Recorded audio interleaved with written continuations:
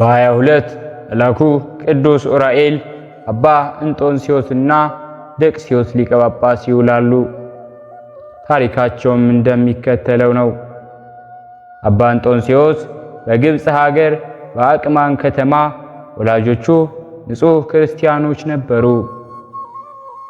ይህን ቅዱስ እንጦንስዮስንም በወለዱ ጊዜ በመልካም አስተዳደግ አሳደጉት።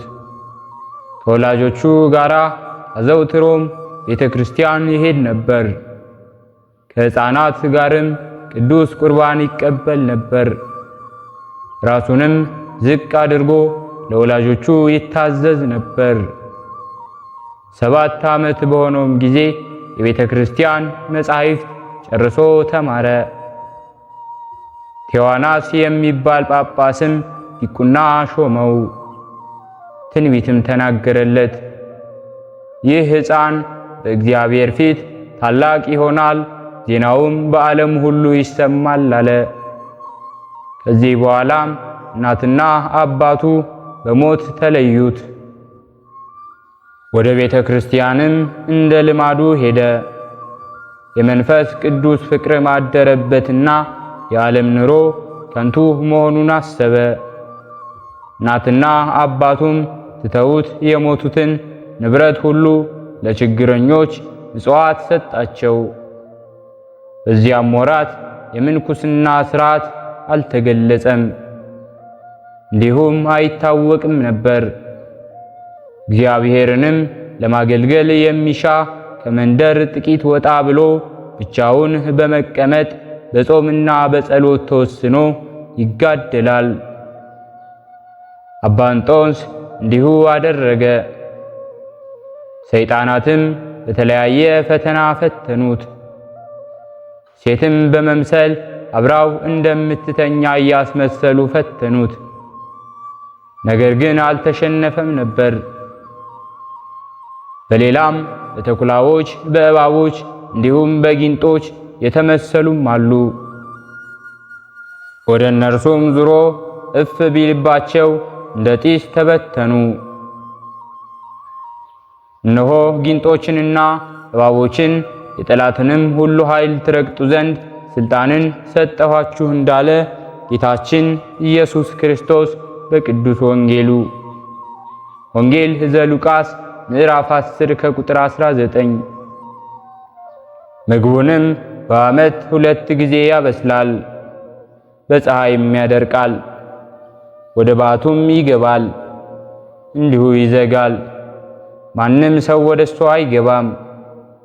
የፈለገው ሰውም በውጭ ሆኖ ቆሞ ድምፁን ይሰማል፣ ወደ እርሱ ግን አይገባም። እንዲህ እያደረገም 20 ዓመት ቆየ። ከዚህ በኋላ እግዚአብሔርን መፍራት አምልኮቱን ለሰዎች ወጥቶ ያስተምር ዘንድ እግዚአብሔር አዘዘው። ስለዚህም ፍጹም ወደሚባል አገር ወጥቶ ሄደ። ብዙዎች ደቀ መዛሙርትንም ሰብስቦ አስተማራቸው፣ በእግዚአብሔር ሕግ ማጸናቸው። ደቀ መዛሙርቶቹን በውስጣቸው የሚኖርባቸው ብዙዎች ገዳማት ተሰሩላቸው። መነኮሳትም ገዳም አልምተው በአንድ ላይ መኖር ጀመሩ። ከዚህ በኋላም በጻድቁ ንጉሥ ቆስጠንጢኖስ ዘንድ ዜናው በተሰማ ጊዜ በጸሎቱ ያስበው ዘንድ ንጉሡ ደብዳቤ ላከለት። እንጦንስም ለመሄድ አልወደደም ነበር። ነገር ግን እያጽናና ጻፈለት። ዳግመኛም በአፍርንጊያ ንጉሥ ዜናው ተሰማ። እንዲሁም ብሎ ጻፈለት፣ በአገራችን በሰራዊታችን ላይ በረከትን ታሳድር ዘንድ እማልድሃለሁ ብሎ ላከ። እንጦንስም ይህን በሰማ ጊዜ አዘነ። እንዲህ ብሎም ጸለየ፣ ጌታዬ ኢየሱስ ክርስቶስ ሆይ እለምንሃለሁ፣ ወደ አፍርንጊያ ንጉሥ ወደ በርኪኖን እንሄድ ዘንድ ፈቃድህ ይሁንልኝ። እንዲህ ብሎ ጸለየ። ይህንንም ባለ ጊዜ ብርህት ደመና መጣች፣ ተሸክማም ወደ አፍርንጊያ አገር አደረሰችው። ንጉሡንና ሰራዊታቸውን ባረካቸው። በሽተኞችንም ፈወሳቸው። ከ6 ወር በኋላም ያች ብርህት ደመና ተሸክማ በአንድ ቀን ወደ ገዳሙ አደረሰችው። ከልጆቹ ከመነኮሳት ጋር ተገናኝቶ አረጋጋቸው። በአንዲት ዕለትም ከበዓቱ ተቀምጦ ሳለ እንዲህ የሚል ቃል መጣ። ታይ ዘንድ ወደ ውጭ ውጣ አለው። በወጣ ጊዜም መልአኩን አየው። በላዩም የምንኩስና ልብስ አለ። መታጠቂያ ቅናት የመስቀል ምልክት ያለው እንዲሁም ቀሚስ፣ በወገቡም ተቀምጦ ሰሌን ይታያል።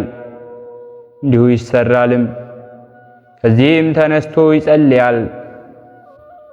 ዳግመኛም ተቀምጦ ሰሌኑን ይሰራል። በየሰዓቱም እንዲህ በማድረግ ይጸልያል።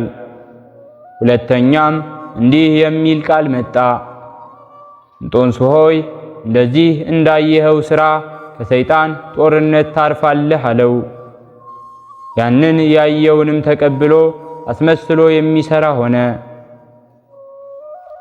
የጻድቅ አፉ ጥበብን ያስተምራል፣ አንደበቱ ፍርዱን ይናገራል።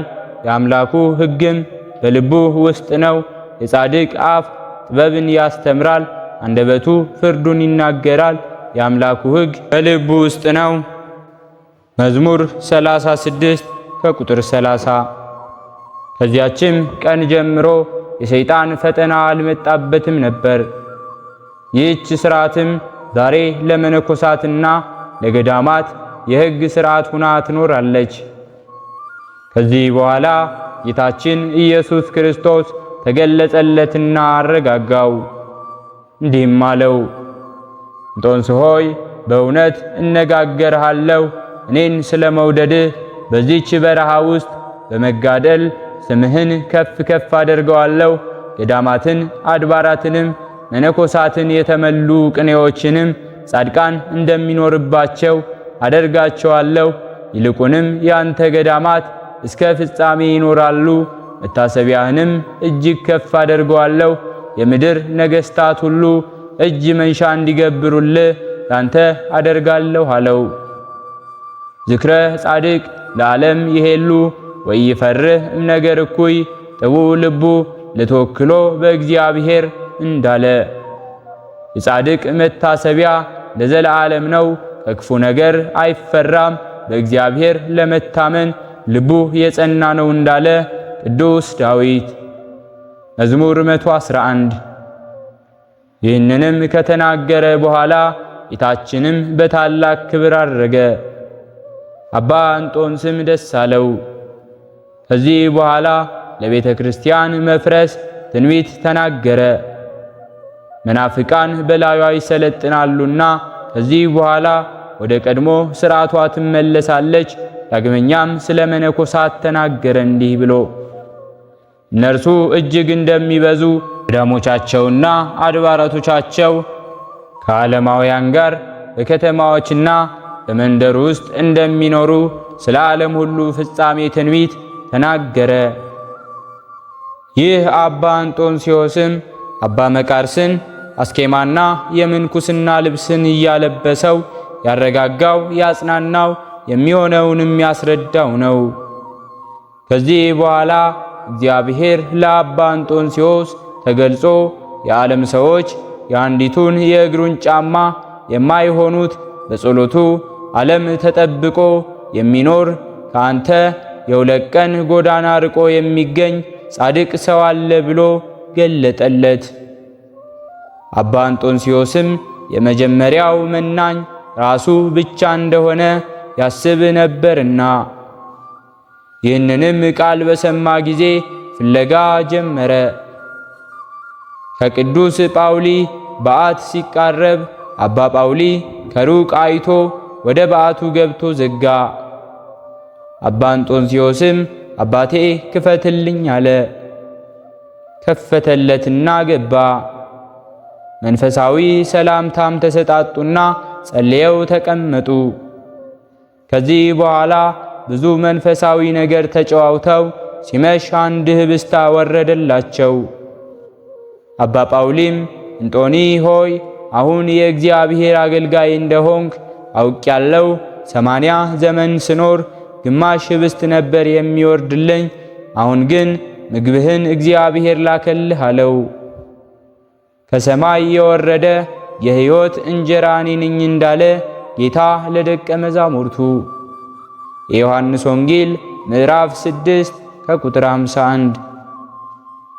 ተመግበው በቅርብ ርቀት በዓት ለይተው ሌሊቱን ሲጸልዩ አባ እንጦንስዮስም መላ አካሉ እንደ አምደ ብርሃን ሆኖ ሲበራ ለአባ ጳውሊ ታይቶታል። የአባ ጳውሊ 10ሩ የእጆቹ ጣቶች እንደ ፋና ሲያበሩ ለአባ እንጦንስዮስ ይታዩት ነበር። ከዚያም ሥጋ ወደሙን ከወዴት ትቀበላለህ ብሎ አባ እንጦኒ ሲጠይቀው በየሳምንቱ ቅዳሜና እሁድ የእግዚአብሔር መላእክት ያቀብሉኛል አለው። አባ ጳውሊ አባ እንጦንስዮስን ከራስህ ላይ የለበስካት ምንድናት አለው። አስኬማውን በፈቃደ እግዚአብሔር ከመልአኩ ተማርኳት እንደዚህ ብሎ ነገረው። አባ ጳውሊም ለኔ ስጠኝ አለው። ለሌላ ስጣት አላለኝም፣ ስራዋን አሳይቶኛል፣ ሰርቼ ላምጣልህ አለው። ይሁን አለውና ሂድ ይዘሃትናና አልብሰህ ገንዘኝ ከዓለም የምወጣበት ጊዜ ቀርቧልና ብሎ እስከ ዕለተ ምጽአት የሚነሱ መነኮሳትን ግብር ነግሮት አሰናበተው። እርሱም 2 ቀን መንገድ ሄዶ ሰርቶ ይዞ ሲመለስ የመላእክት ማህበር ነፍሱን ሲያሳርጉ አይቶ ይህች የአባቴ ነፍስ ናት አለ።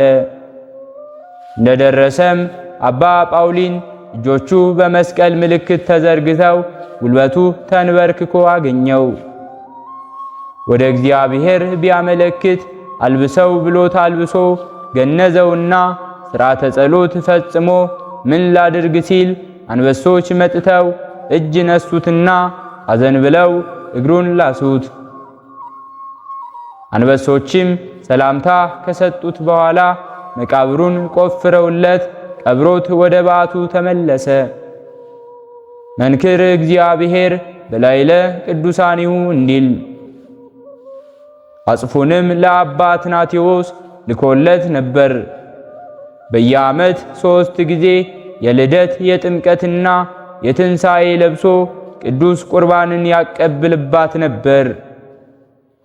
ሞትም አንስቶባታል። ደቀ መዝሙሩና ልጁ ስለሆነ ከዚህ በኋላ በገዳማውያን አለቃ ወደ ሆነው ወደ አባ ቡላ ሂዶ እርሱም ለሥጋው ያሰበና ያከበረው በሐዋርያው አትናቴዎስ ልብስ የገነዘው ነው። እረፍቱም እንደደረሰ ባወቀ ጊዜ በትሩን ለልጁ ለአባ መቃርስ፣ ምንጣፉን ለአባ አትናቴዎስ፣ አጽፉን ለአባ ስራቢዮን እንዲሰጡ ልጆቹን መነኮሳትን አዘዛቸው።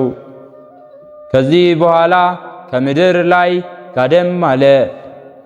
ነፍስና ሥጋው በክብር ተለዩ።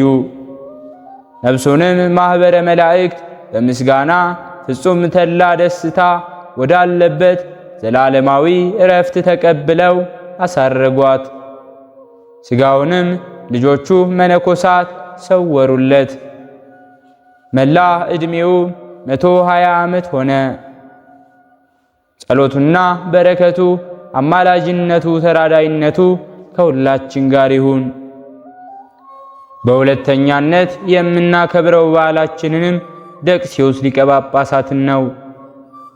ደቅስዮስም መልአኩ ቅዱስ ገብርኤል እመቤታችን ባበሰራት ቀን አስቦ በዓልን የሚያደርግ ደግ ኤጲስቆጶስ ነበረ። ከፍቅሩ ጽናት የተነሳ የታምራቷን መጽሐፍ በአንድ ሰብስቦ ጽፎ ደጉሶ አዘጋጀላት። እመቤታችን ቅድስት ድንግል ማርያምም ተገለጸችለትና የጻፈውን መጽሐፍ በእጇ ይዛ ወዳጄ ደቅስዮስ ሆይ ይህን መጽሐፍ ስለ ጻፍክልኝ ከቶ ደስ አለኝ አመሰገንኩህም አለችውና ባርካው ከእርሱ ተሰወረች። ከዚህ በኋላ ደቅስዮስም ማርያምን ከመውደዱ የተነሳ ፈጽሞ ደስ አለው። እመቤታችን ቅድስት ድንግል ማርያምም በእጇ የከበረ ሰማያዊ ልብስ የከበረም ሰማያዊ ወንበር ይዛ ዳግመኛ ተገለጸችለትና አገልጋዬ የሆንክ ወዳጄ ደቅስዮስ ሆይ በአንተ ደስ አለኝ። መልአኩ ቅዱስ ገብርኤል እኔን ባበሰረበት ቀን በዓሌን ስላከበርክ በሰው ሁሉ ፊት አከብርሃለሁ አለችው። ይህችን ልብስ ሊለብሳት በዚህች ወንበር ሊቀመጥ የሚቻለው የለም። ይህን ቃሌን የሚተላለፍ ቢኖር እኔ እበቀለዋለሁ አለችው። ይህንንም ተናግራ ከእርሱ ተሰወረች። ብዙ ጊዜ ሲያገለግል ከቆየ በኋላ አረፈ። ልብሲቱንና ወንበሪቱንም በከበረ ቦታ አስቀምጠዋት በመንበረ ጵጵስናውም ሌላ ደቅስዮስ የሚባል ጳጳስ ተሾመ። ይህ ደቅስዮስም ያን የከበረ ሰማያዊ ልብስና ወንበር አምጡልኝ ብሎ በድፍረት ልብሱን ለበሰው፣ ወንበሩንም ተቀመጠበት። እመቤታችን ቅድስት ድንግል ማርያምም በድፍረቱ ተቀየመችና ወንበሪቱ ተገለበጠች፣ ሰበረችውም። እንዲሁም አመድ አድርጋው ልብሲቱና ወንበሪቱ ወደ ሰማይ አርገዋል፣ እንደ ታቦተ ጽዮንና እንደ ዳውጓን። መጽሐፈ ሳሙኤል ምዕራፍ 5 ከቁጥር 3። የአባታችን የቅዱስ ደቅስዮስ ሊቀ ጳጳስ ጸሎቱና በረከቱ አማላጅነቱ ከሁላችን ጋር ትሁን። ሕሊናችን በማሰባሰብ አባታችን ሆይ እንበል።